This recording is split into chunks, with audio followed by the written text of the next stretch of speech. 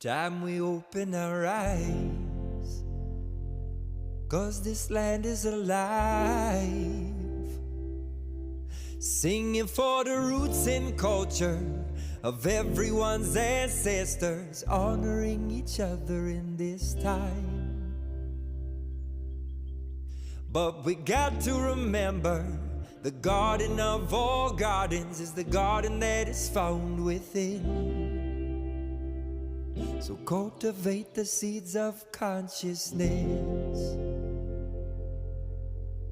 Let this body be a temple. Keep it simple and stay humble, moving past the limits of our minds.